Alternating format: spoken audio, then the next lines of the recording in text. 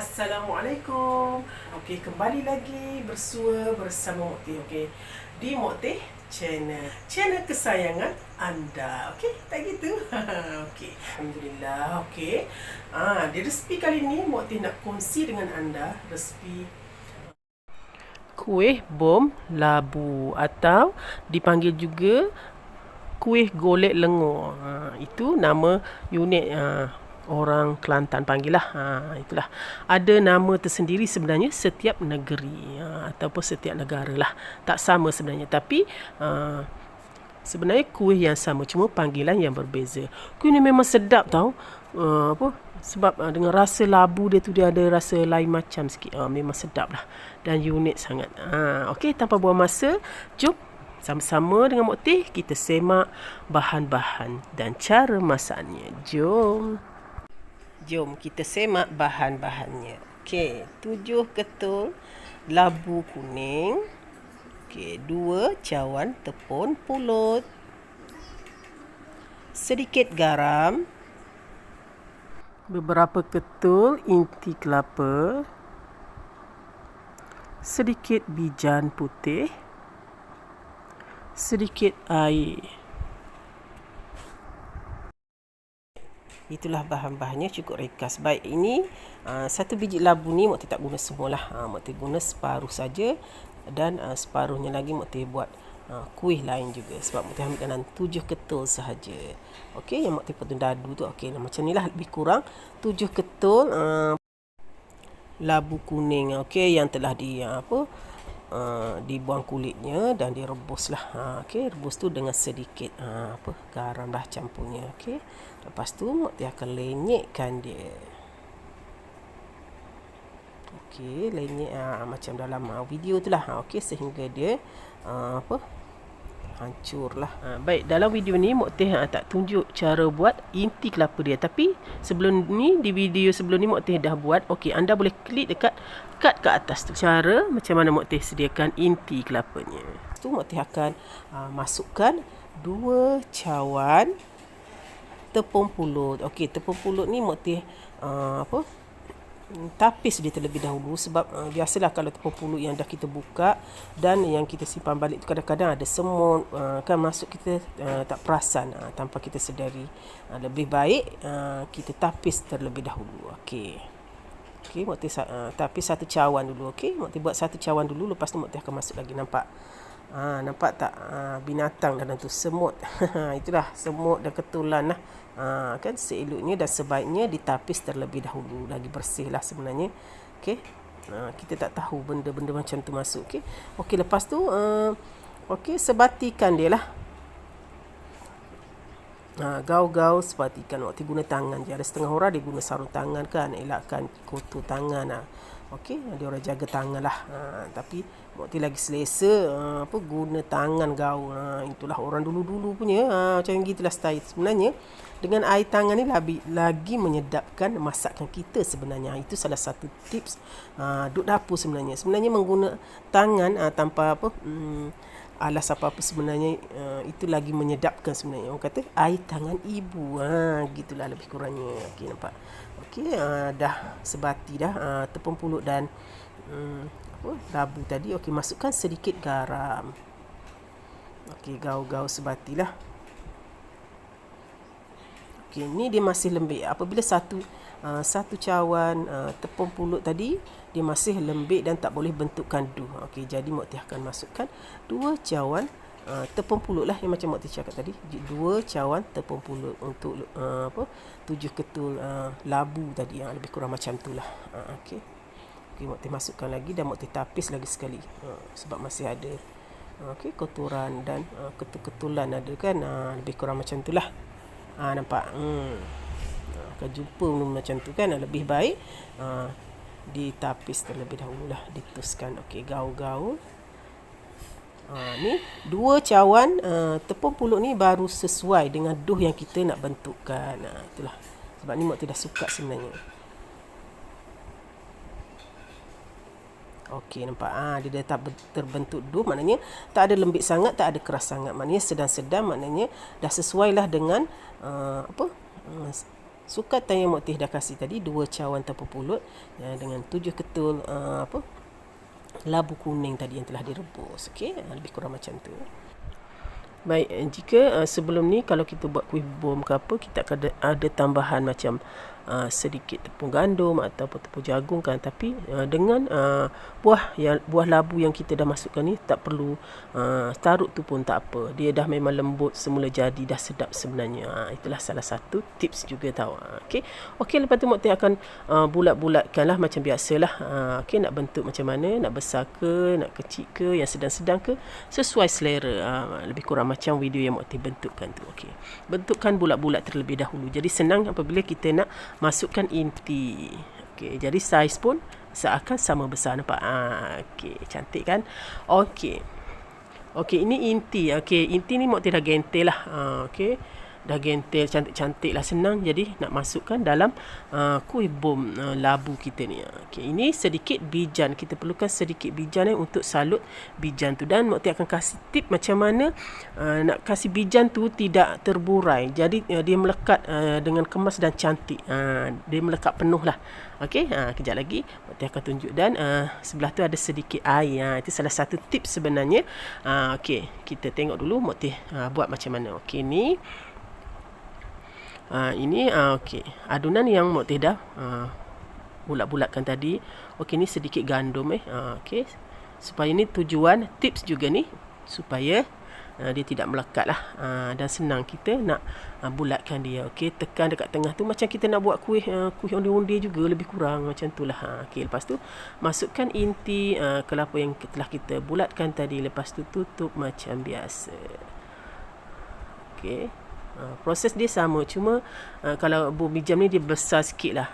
Okey, besarkan sikit. Kalau undi-undi tu dia dia kecil sikit. Okey, bulat-bulatkan. Okey, nampak? Sebesar bola pimpong je lebih kurang ni Mok Teh buat. Cantik okey, nampak? Okey, dah bulat cantik. Okey, lagi sekali Mok Teh tunjuk. Okey, kat tangan tu sapukan sedikit gandum, supaya tips juga supaya adunan tidak melekat dekat tangan. Okey, macam biasa tekan kat tengah, masukkan inti kelapa tadi. Okey, untuk inti ni kita boleh pelbagai. Nak masuk inti kacang pun boleh, nak masuk inti kelapa macam Mok Teh masuk pun boleh, dan sebagainya lah. Nak masuk coklat ke apa ke boleh sebenarnya, sesuai selera. Okey, baik, bentukkan macam biasa. Bulat-bulatkan. Okey, sapukan sedikit gandum lah. Okey, kalau macam dia macam agak-agak nak melekat kat tangan tu, boleh sapukan sedikit. Tepung gandum memang insya-Allah dia memang tak melekat, dia memang cantik. Okey, nampak 2 biji dah siap. Okey, last okey, Mok Teh ulang sampai 3 kali supaya adik-adik yang baru nak belajar tu okey boleh nampak, boleh tengok macam mana Mok Teh bentukkan dan buat intinya. Okey, masukkan inti dalam tu, tekan-tekan, masukkan inti dalam tu. Okey, lepas tu tutup. Okey, nampak? Kemas dan cantik. Sebenarnya senang je sebenarnya. Okey, lepas tu bulat-bulatkan supaya dia berbentuk bulat. Sebesar bola pimpong lebih kurang macam tu. Okey. Alright, nampak? Cantik kan? Senang je, tak susah sebenarnya.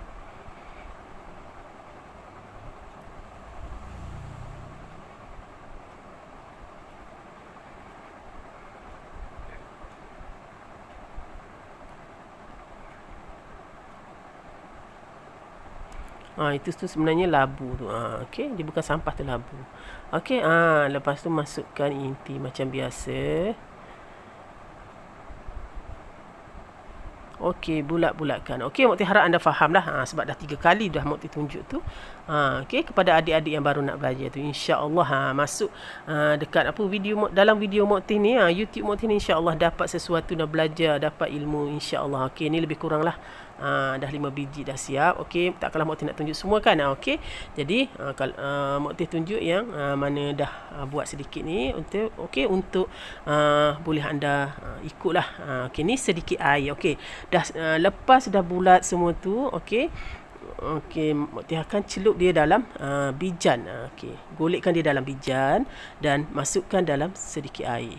Okey, mula-mula Mokti akan masukkan dalam air dulu. Golek dia dalam air dulu, lepas tu baru golek dia dalam bijan tu.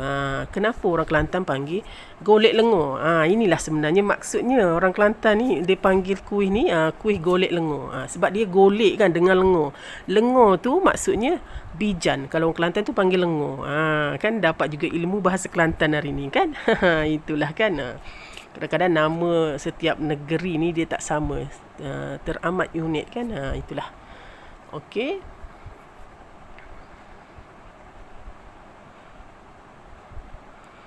Okey dah.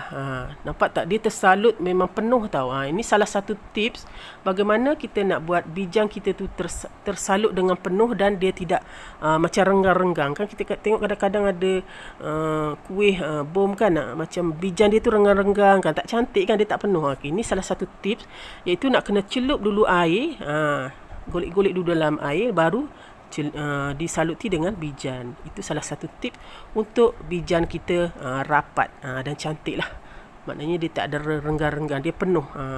Bijan yang tersalut pada kuih tu dia penuh. InsyaAllah itu salah satu tip yang berguna. Ingat tau. Okay. Lepas tu golek-golek lah macam biasa dalam bijan tu. InsyaAllah dia akan tersalut penuh dan dia tidak akan maknanya dia tak akan renggang lah masa kita goreng dia tu. Okey, sebenarnya dalam ni banyak tips Mokti nak kasih ya. Okey, dan kejap lagi Mokti akan kasih tip untuk masa kita goreng tu dia tak meletup. InsyaAllah memang tak meletup kalau anda ikut resipi Mokti ni insyaAllah. Okey, ni satu tip supaya bijan rapat penuh lah. Okey, dan kejap lagi Mokti akan kasih tip bagaimana kalau kita goreng dia tak akan meletup. Biasa kuih bom ni dia akan meletup. Tu orang panggil kuih bom kan. Sebab kalau goreng biasa meletup. Tapi dengan tip yang Mokti kasih ni, petua yang Mokti kasih ni, insyaAllah dia tak meletup. Okey, habiskanlah. Okey, masukkan dalam air tu. Okey, buat macam tu lah, macam Mokti buat dalam video tu. Okey. Alright, dah habis. Golek-golekkan dia dalam tu. Okey, mandikan dia dengan bijan. Itulah. Sebenarnya buat kuih bom labu ni tak susah. Macam kuih bom lain juga. Cuma kalau kuih bom labu ni Mokti rasa lagi ringkas, tak ada bahan tambahan lain, cuma labu je. Okey. Alright. Bijannya tersalut penuh pada kuih tu. Nampak? Okey, lepas tu Mokti susun balik dalam bekas tadilah. Okey, golek-golekkan dia. Dia dah tersusun tu, cantik. Kadang-kadang tips duduk dapur ni kita macam mak-mak, ibu-ibu nak kena tahu jugalah kan. Kadang-kadang ada orang yang duduk dapur tapi tak tahu tip kan, adalah yang tak kena. Dan macam kalau kita mengamalkan tip-tip ni insya-Allah berguna untuk kita masa duduk dapur lah insya-Allah. Okey, nampak ni dah kesemua dah disaluti bijan tadi. Lepas tu ni salah satu tips nak bagi. Okey, pastikan selepas kita dah lumur dengan bijan tu, masukkan dalam peti ais selama 1 jam. 1 jam ataupun lebih pun tak apa. Ataupun nak goreng pagi esok pun boleh, tak ada masalah. Lepas tu gorenglah, dah keluarkan daripada peti ais tu, goreng dengan api yang sangat perlahan. Tu salah satu tip juga.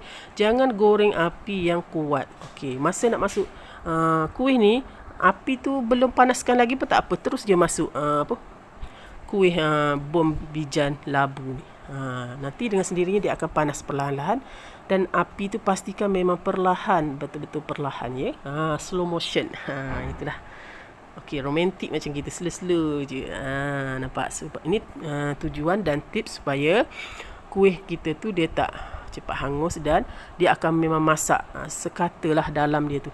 Kalau api kuat dia tak masak dalam. Okey. Bila api slow dan selalu kacau, dia insya-Allah dia masak dalam dan memang tak meletup. Nampak tak? Tak ada meletup kan Mokti buat tu. Itulah salah satu tip berguna yang anda perlu ikut tau. Memang tak meletup. Setengah orang bagi tahu Mokti kenapa meletup goreng ni. Sebenarnya itulah salah satu tip. Masukkan dalam peti ais selama 1 jam lebih kurang. Lepas tu baru goreng dengan api yang sangat perlahan. Itu salah satu tip berguna insya-Allah. Okey, ni Mokti dah angkat. Okey, dah garing nampak. Dah angkat lah, boleh angkat lah. Nampak tak, bijan dia tu pun tersalut rapat kan. Dia tak ada macam jauh-jauh. Itu salah satu tip, insya-Allah. Tada, lepas tu bolehlah anda hidangkan, insya-Allah. Okey. Petua dan ilmu berguna yang Mak Tir kongsikan ini moga memberi manfaat kepada anda dan boleh menghasilkan kuih bom labu ataupun kuih golek lengur ni dengan hasil yang lebih cantik dan mulus, insya-Allah. Okey. Dapat sesuatu. Okey, Mak Tir harap perkongsian Mak Tir kali ini bermanfaat untuk anda semua. Okey, kepada yang nak buat jualan ke bisnes ke, boleh ikut. Okey. Okey. Sampai di sini dulu perkongsian Mak Tir untuk kali ini. Insya-Allah di lain siaran Mak Tir akan bersiaran lagi dan insya-Allah Mak Tir akan kongsikan dengan anda tips-tips ataupun petua yang berguna, insya-Allah. Jika Mak Tir ada ilmu, Mak Tir akan share dengan anda semua. Okey, terima kasih kepada yang selalu support Mak Tir dan yang selalu menonton channel Mak Tir setiap kali Mak Tir up video. Okey, sampai di sini dulu. Alhamdulillah. Okey, itulah sedikit sebanyak perkongsian Mak Tir, iaitu kuih bom labu atau kuih golek lengur, orang Kelantan panggil. Sampai di sini dulu perkongsian Mak Tir untuk kali ini. Okey, sampai jumpa lagi di lain siaran. Okey, bye. Assalamualaikum.